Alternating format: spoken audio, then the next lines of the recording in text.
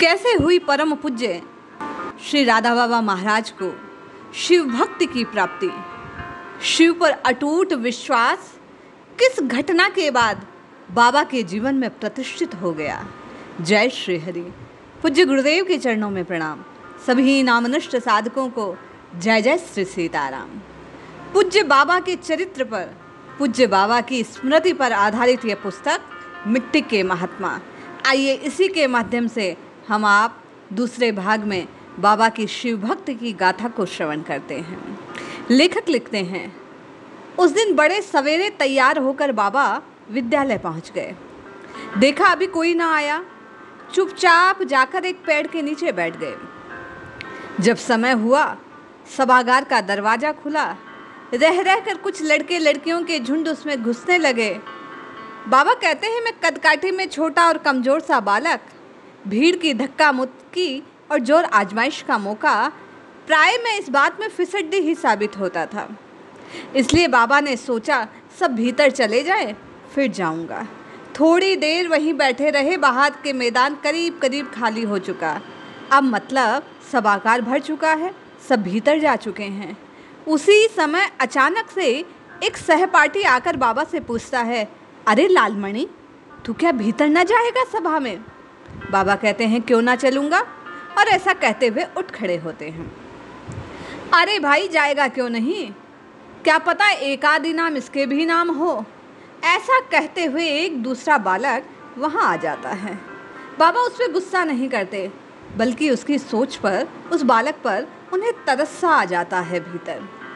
बाबा आकर सबसे अंतिम पंक्ति की बेंच पर बैठ जाते हैं। वहीं कुछ स्थान उन्हें रिक्त नजर आता है। तभी हेडमास्टर साहब अपने साथ मुख्य अतिथि को लेकर सभागार में प्रवेश करते हैं और अपनी सीट पर जाकर बैठ जाते हैं। लगभग सन्नाटा सा सभागार में छा जाता है। हेडमास्टर साहब अपनी सीट से उठते हैं, मुख्य अतिथि को माला पहनाते हैं। तालियों की गड़गड़ाहट सी होती है और इसी बीच वे आकर माइक के पास खड़े हो जाते हैं और कहना आरंभ करते हैं, मैं विद्यार्थियों, प्रतियोगियों को सफल आयोजन के लिए बधाई देता हूँ। मुझे खुशी है इस बार प्रतियोगिता में आप सबने बढ़ चढ़ कर हिस्सा लिया। मैं मुख्य अतिथि महोदय से निवेदन करूँगा, वे पुरस्कार वितरण के समारोह को प्रारंभ करने की अनुमति प्रदान करें।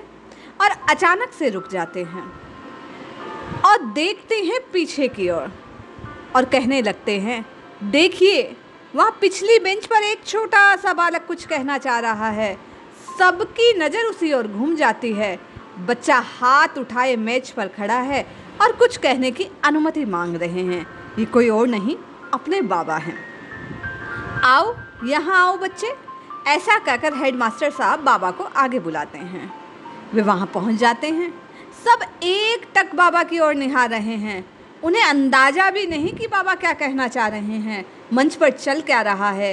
हेडमास्टर साहब ने खुद हाथ बढ़ाकर बाबा को ऊपर लिया और बोले, बोलो बच्चे, क्या कहना चाहते हो?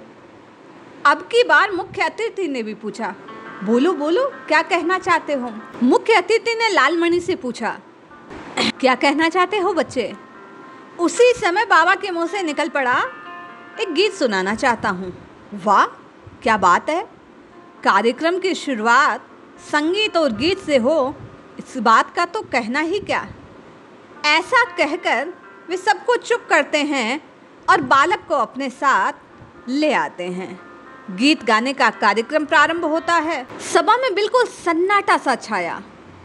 कद छोटा, इसलिए हेडमास्टर साहब बालक को खड़ी करने के लिए एक मेज मंगवाते हैं और उसके सामने, अर्थात बाबा के सामने, माइक सेट करवा देते हैं और पीछे से आदेश देते हैं, सुनाओ, क्या सुनाना चाहते हो? बाबा ने मन ही मन याद किए हुए गीत को दोहराया और फिर क्या, मधुर तान में विश्वास देखने लायक बाबा का उस भाव को गुनगुनाना आरंभ कर दिया, गाना आरंभ कर दिया।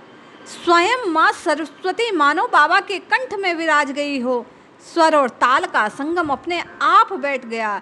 आवाज़ तो बाबा की मधुर और स्पष्ट थी ही, जिसे सुन सब मंत्रमुग्ध।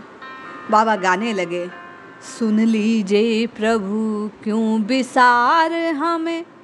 और जैसे ही बाबा का ये गीत समाप्त हुआ, सब चुप, मानो लोगों को सांप सूंघ गया, सब खामोश।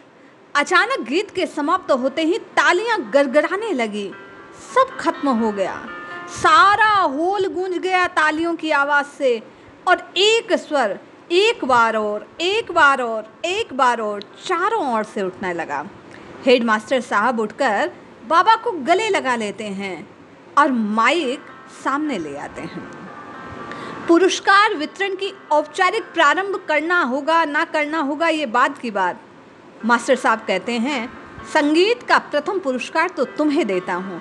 और ऐसा कहते हुए मुख्य अतिथि महोदय ने तालियों की गड़गड़ाहट के बीच सीट से उठकर मेज के पड़े तमगों में से एक तगमा उठा, बाबा की कमीज की जेब पर टंगा दिया, और फिर पूरा हॉल बाबा को पुरस्कार मिलने की प्रसन्नता में तालियों की गूंज से भर गया। वे कहने लगे, क्या तुम्हें और भी कोई गीत आता है? और बार बार मुख्य अतिथि ऐसा पूछते हुए लाल मणि अर्थात बाबा की पीठ को थपथपा रहे थे। बाबा तपाक से बोल पड़ते हैं, हाँ आता है ना एक और गीत। दोनों गीत कंठस्थ थे बाबा को, और विश्वास तो देखने लायक। दूसरा गीत भी बाबा ने सुनाया, वही मधुर स्वर, सब मंत्रमुग्ध। खूब पसंद आया सबको, सब प्रशंसा करने लगे। सुनाया, तल्लीन भाव से सबने सुना, माँ सरस्वती की कृपा को अनुभव किया। ऐसी गायकी, स्वर सज्जा, सब सम्मोहित थे उस भाव से।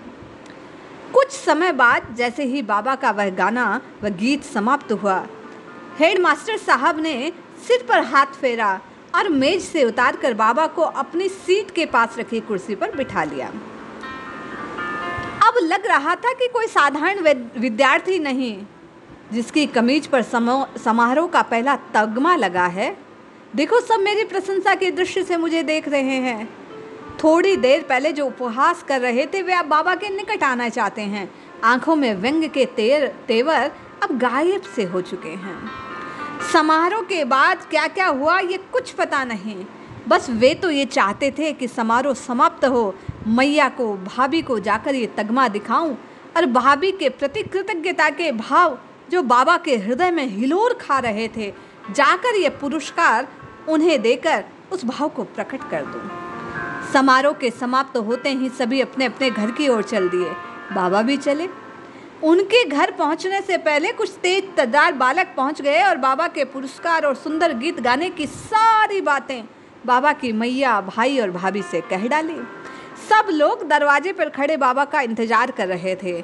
जैसे ही नजदीक आए तो गोद में उठा सब उनके मुख में गुड़ भर देते हैं।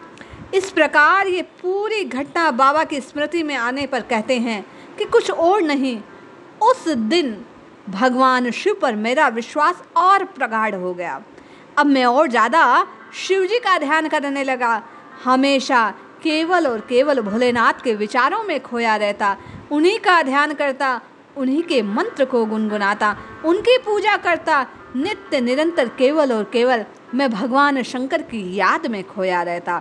ऐसा अटूट विश्वास उत्पन्न करने वाली ये घटना बाबा के जीवन में घटित हुई।